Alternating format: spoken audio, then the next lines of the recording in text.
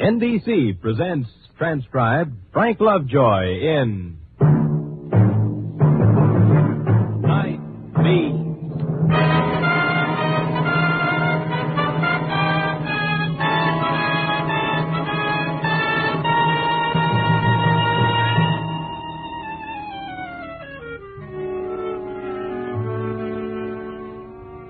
Hi, this is Randy Stone. I cover the Nightbeat for the Chicago Star.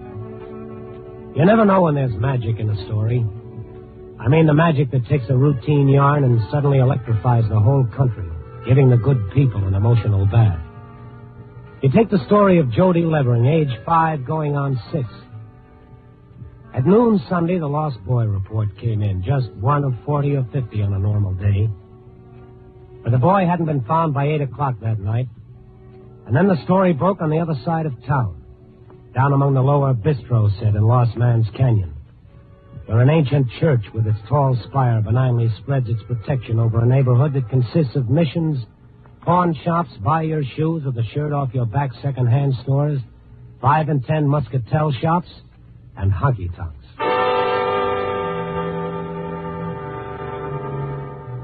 Jody Levering, 5 going on 6, missing.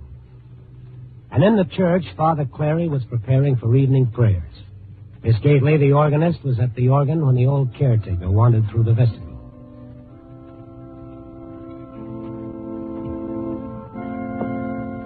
Time to ring the bell, Father? Certainly, John. Good. Here we go. My gosh. Father? Yes, John, what is it? There's something wrong up in the tower. The bell doesn't... Oh, let me try. Well, first time I've ever had trouble with it. Guess I better go up. You be careful. Those wooden steps. I haven't been up for a long time, have I? I'll get the bell fixed.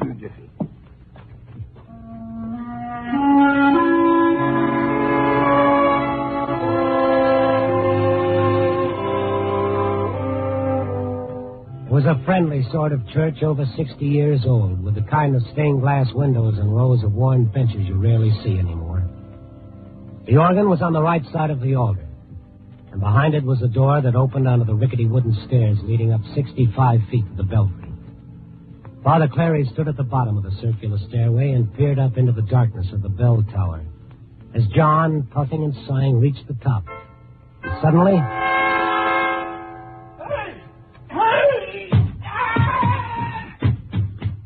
John! John!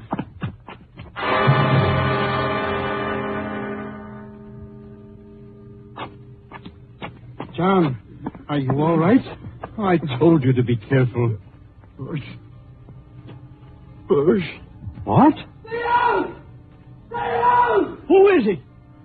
Who's up there? Hey, what are you here? You're doing it, trying to come near me. I'll kill the boy.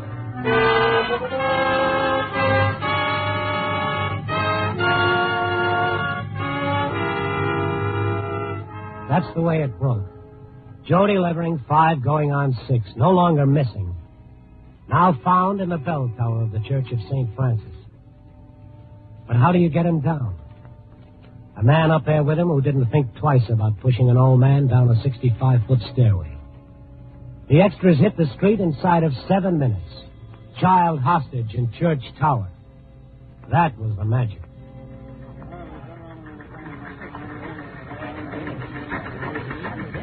It went over the wire services. Inside of 12 minutes, it had spread from the Atlantic to the Pacific, from Mexico to Canada. And before the extras had hit the street, the people of the night had drifted out of the bars, the muscatel shops, the tattoo emporiums, and dark doorways. And they'd congregated on the sidewalks and flowed over into the street, their necks craned upward, up to the belfry of the old church. The police threw a cordon around the church, and the fire department was there with ladders and nets, equipment for catching a falling body. You know who the man is, Brandy? No, not yet. What did he come here for? It'll be interesting to find out. Sterling! Lieutenant Sterling! Yeah, what is it, Stone? Anything I can do? Yeah, keep out of the way. Who is it up there? How do I know? Look, don't get underfoot. This is tough. Get that mic around the front, Sergeant. I want the loudspeaker set over here. He can't last up there. No, neither can the boy. Yeah, it's just a question of hanging around until something happens. Cut and dry. They'll toss us some tear gas and we'll be all over it. If you were up there, what would you use to protect yourself? The boy. Yeah, the boy. But the guy's a sucker. He can't get away with it. Well, sure he can't, but what about the boy? Police can't do anything if it'll hurt that kid. That killer's got more protection up there than an armory would give him. This is the police. Hello up there. You have no way out. You might as well come down peacefully. Give up the child. You're entirely surrounded. There's no way out for you. Lord! Lord! Here he is! He's alive! Go get it! He was holding the boy out of the tiny window up at the top of the tower. And suddenly, no one was breathing. No one in that whole crowd all around me. The child dangling in space 65 feet from the ground. But if you come near me, I'll stop you. If you do anything at all. He pulled the boy back into the tower. Everybody began to breathe again, a little shocked, a little thrilled, too. Oh, what a picture that would make, huh, Stone? You know where I can get some binoculars, Harry? Huh?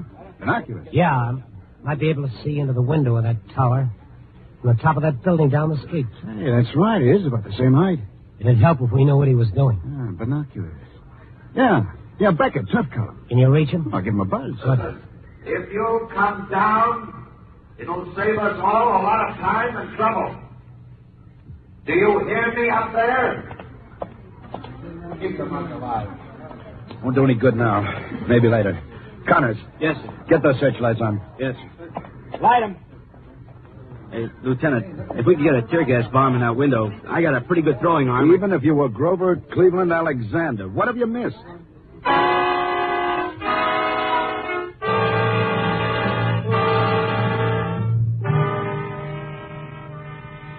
Oh, it was inspirational. That magic in a story all around me, standing on the sidewalk across from the Church of St. Francis. Looking up where the cones of light speared the tiny window. And then something real came out of the crowd.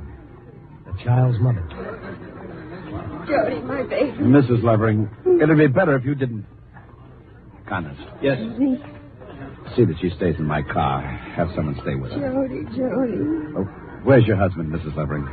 Jody. Your husband. Where is he? Where? Connors, take care of her. I want those lights kept up there on the My tower. husband's not here. New York, I'm just... Jody! We're going to save him. Hello, Father. Mr. Stone. How's the old gentleman who was knocked down the stairs? Oh, John, his legs are broken, but he'll be all right. Any way to get up there, Father? A back way or anything? Just the wooden stairs, Lieutenant, as far as I know. There are some musty old rooms and hallways downstairs. You know how they built a church 60 years ago. Yeah. Lieutenant, I'm going up. Going up? Where? Up the wooden stairs inside the church to the belfry. But I can't leave that child up there. I can't. It's dangerous, Father. It's dangerous not going up, Mr. Stone. But, Father... Oh, no. I'll be all right. He won't harm me.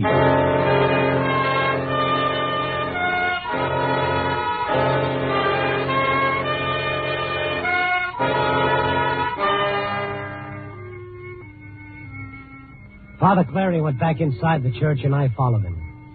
He went down the long aisle, past the organ, and through the door. I stood and watched him start up the rickety stairs. He wouldn't let me go with him. He wouldn't let me talk him out of it. A short and stocky man, puffing a little, past 60, holding onto the flimsy railing as he went up and up the circular stairs. What do you do? What kind of logic do you use? Surround the church, get the fire department nets out, try to think of everything the maniac up there could think of, but no way to prevent Jody Levering's death. Sure, you could get him, but how long would it take to throw a 40-pound child out of a stone window? In which direction would he throw it? How far out? You play games with a child's life? I said don't come up him! I'll kill him! Father Clary's footsteps stopped, and he began talking. I couldn't hear the words. I knew what they were, but I couldn't hear them. I'll kill him! I'll kill him!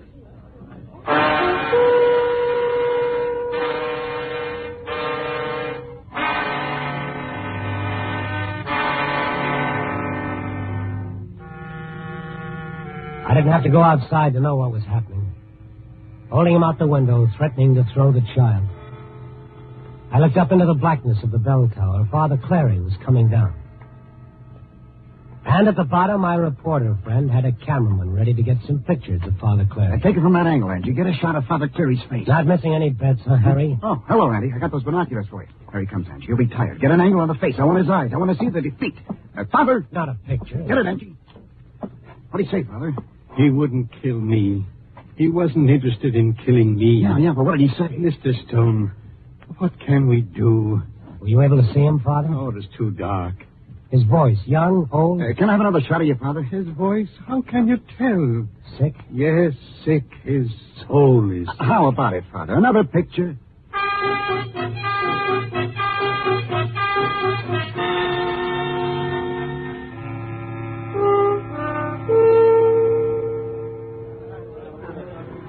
Outside the church in the street, the crowd kept growing, pushed back by the police. Dark faces in a dark night, their eyes roving incessantly, a little undercurrent in them. What do they think, these people? Do they think like Mrs. Levering, who can't think anything because there's the white heat of fear in her? Jody, Jody, Jody, that's all. Just a name, 5 going on 6. What do you think, you eating a sandwich, and you smoking a pipe? A pipe, that's for chess, for reading, for a gentle kind of thinking. What's in your mind, stranger? What are you thinking about puffing your pipe? And you, lady, what's on your mind? Somebody climb around the other side, come in from the window. I don't understand what they don't do. Absolutely right. I think you're all... Who stays out in the night? Who stays out and crowds the street and spills out into the gutter, rubbernecks to be in on the kill? It was easy to spot the people from the other side of town, the ones who didn't belong around this 2-bit burlesque free soup kitchen district. Their jacket and trousers matched from the other side of town. But no different from this side. Everybody the same eyes shining, the same taut expectancy in their upturned faces. All right. What about it? We're going to use those binoculars? Mr. Stone. Yeah? Let's go. I'll tell the lieutenant. I'll meet you up on the roof. Okay. Randy Stone? Yeah? My name's Ralph Benton, Mr. Stone. Oh? University of Chicago. I'm taking a PhD in psychiatry. Oh, yeah. No, wait. Will you, look, this is what I'm studying. The psychology of that man up there. Oh, later on, No, son. look, from the time they're children, patterns, behavior patterns, you can tell them. Sure. I'll see you. No, wait, look, I've got to tell somebody about it. About what? This is the time when something can be done. People aroused. Can be done about what? Well, that kind of a man, Mr. Stone, the psychopath. Uh-huh. Well, who does what about it? Well, the people have to do it. They're sick. That kind of person is just sick. You can help through your column. Yeah, well, it won't help right now up there. I'll see you later, son. Look, Mr. Stone, I've got a plan. That building on the next block, from the roof. What about it? Well, it's right on the line with the church belfry. Now, if you had a rifle with telescopic sights, and you waited for the right chance. Uh-huh. Yeah, that might work. Now listen to me. Listen. You've got no chance up there. You haven't done anything yet. Don't do anything foolish. Come down. We won't harm you. Why doesn't he answer? He doesn't want to show himself. Oh, yeah. A rifle, one shot. It would have to be one shot. It would have to kill him instantly. Or he'd kill the boy.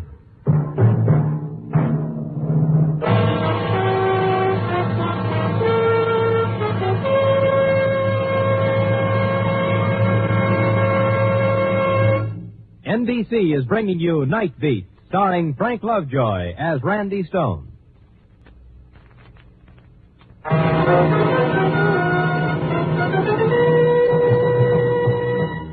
And now back to Nightbeat and Randy Stone. I told Lieutenant Sterling about the rifle and the binoculars, and he thought it might be a chance. Risky, because the first shot would have to be the only shot, but a chance. I went to a cigar store on the corner, into a phone booth, and dialed the Southside Hunting Club. I wanted Charlie Peterson, the national champion rifle marksman, and I was lucky. He was there in the club room. I told him what I wanted. Of course, Randy. I'll have to pick up my gun at the club downstairs in the shop. I left it for a minor adjustment on the sights. I'll meet you on the roof in 15 minutes.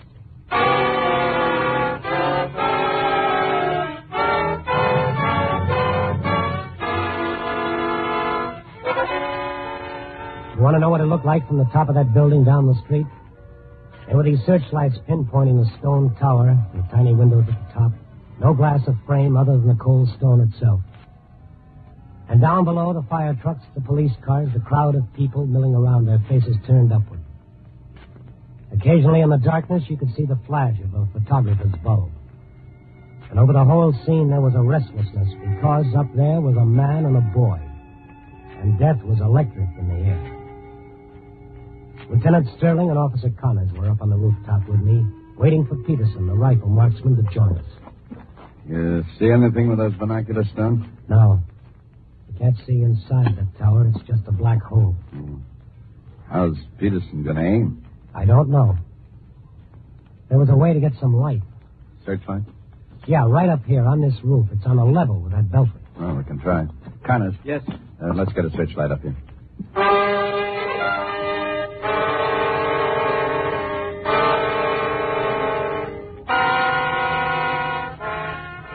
It wasn't as simple as it sounded. The firemen worked with the police in rigging up a block and tackle. They put it on the far side of the roof so that the man in the tower couldn't see what was going on if he happened to look our way. In the middle of the preparations, Charlie Peterson arrived, and we had to explain everything to him. And it was quite a lot of explaining. Sure, I understand. You're going to flash that searchlight on the tower window, and when he sticks his head out, I shoot. That's right. You shoot once. About 200 yards.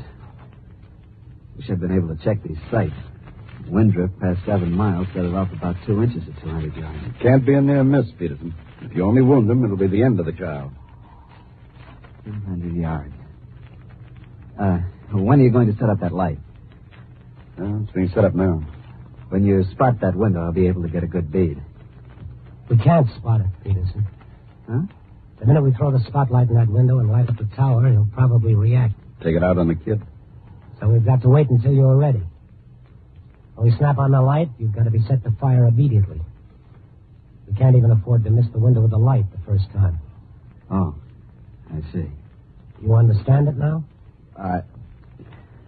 The rifle was in the shop. It's supposed to be true now. It was a 2-inch drift, but even a half inch. Even a half inch. How big is the heart? 2.5, 3 inches. 200 yards. Maybe I'd better use the kneeling position. Steady. Whatever's most comfortable. Prone's the best, but... I know you can't lie down the wall.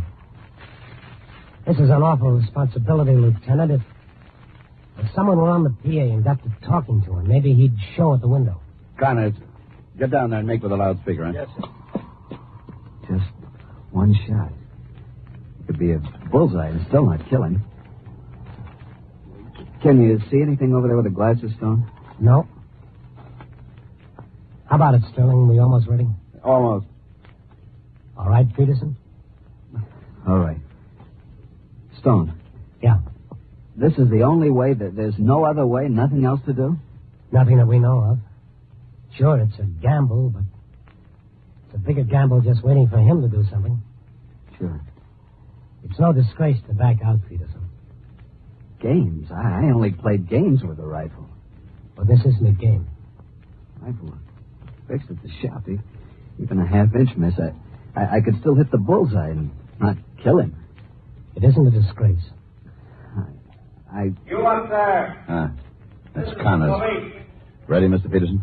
Release the boy. Yeah. I'll give you a 3 count. When I get to 3, you switch on the light, Sterling. Right. If the boy is You'll do it, all right, Peterson. I'll have my glasses ready. Okay, Sterling? Go ahead. You up there? I'm ready. 1, This is the lead. 2, 3. Release the boy. Lights! Shoot, man, shoot. I can't see. Hold it. The window, it's boarded up. He put a board in the window. I didn't think I could have pressed the trigger. I don't think I could have.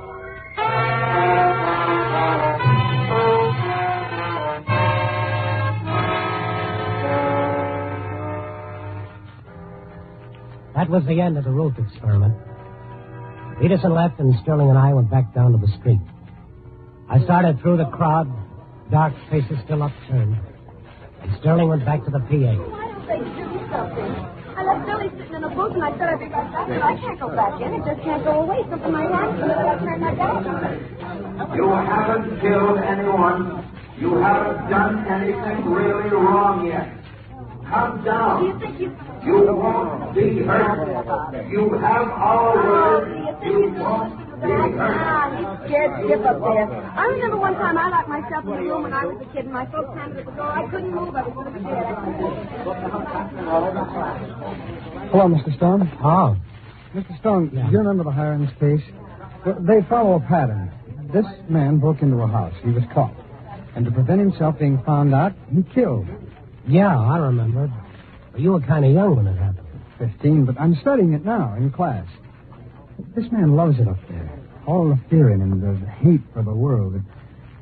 He'll show him. He'll show him. What did you say your name is? Benton, Ralph Benton.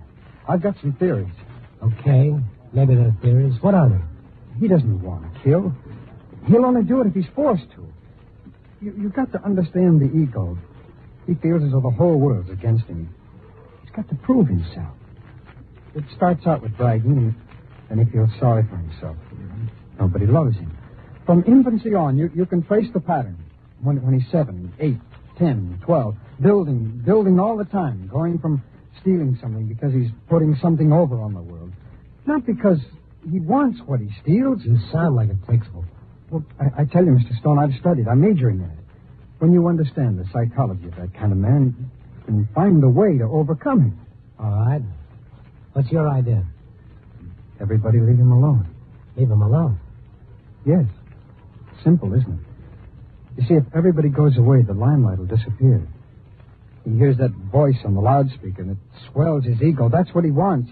He's saying to himself, it's me. It's me. All this fuss and bother. It's for me. So take away this fuss and bother, and you think he won't harm the boy? Yes, that's right. He's sick up there. Don't you see? Sick in his mind. Insane. But the law doesn't say he's insane. The law says a person is insane when he can't tell right from wrong. But this man knows the difference between right and wrong, so the law says he's sane. All right, then what is it? Well, I say he's insane. He can tell right from wrong, but he can't control himself. He can't keep himself from doing wrong. Isn't that being sick, Mr. Stone? But why would this man take a young boy along with him? Well, maybe the boy saw him. You mean saw him stealing? Yes, that's right. Then what? Maybe he lived around that neighborhood, and the man would be exposed as a thief. So what does he do? He wants to protect himself. He doesn't want to kill the boy, but he doesn't want the boy to tell who broke into the house. So, well, what can he do? Let's push through here. I want to speak to Father Cleary. Don't you see? Don't you understand? He doesn't want to kill the boy, but all these people are forcing him into it. It's a challenge to his ego. They'll sit up then and take notice. So, look, why don't we leave him alone? Go away. Just everybody go away and take the sin of attraction away from him. And then... He doesn't want to kill? No. Sure of that? Sure.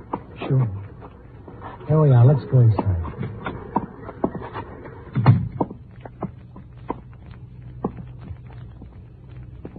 It's so quiet in here.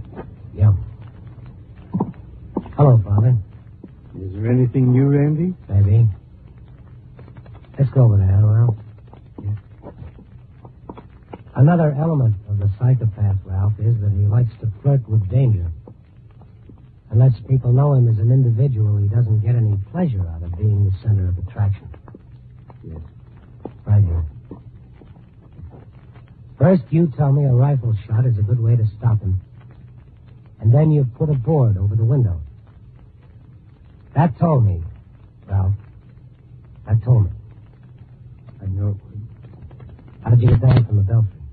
An old passageway down in the basement through the tunnel that leads to Father Clary's house behind the church. Uh-huh. You can kneel if you want to, son. It'll be easier that way. Yes, Father. I want to kneel. It's all right now, Randy. Thank you, Father.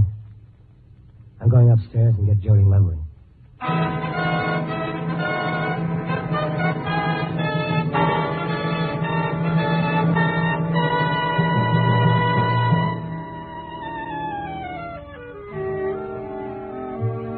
So it was sanctuary after all, wasn't it? Jody was unharmed.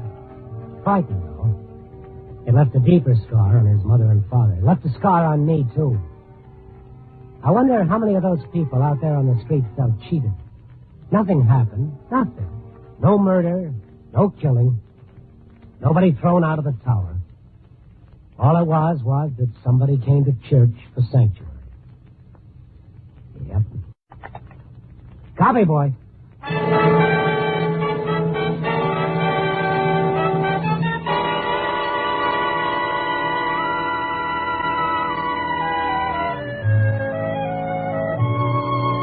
Nightbeat, starring Frank Lovejoy, is produced and directed by Warren Lewis. Tonight's transcribed story was written by Seeley Glester and Merwin Gerard, with music by Robert Armbruster. The part of Benton was played by Stacey Harris. Others in tonight's cast were Joan Banks, Norman Field, John Stevenson, Harry Bartell, Jack Crucian, and Ted DeCorsia.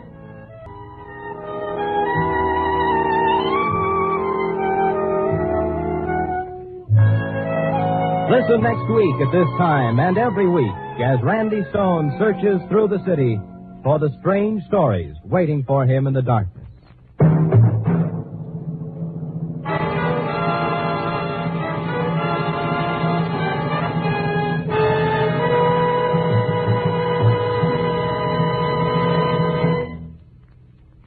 Nightbeat came to you from Hollywood.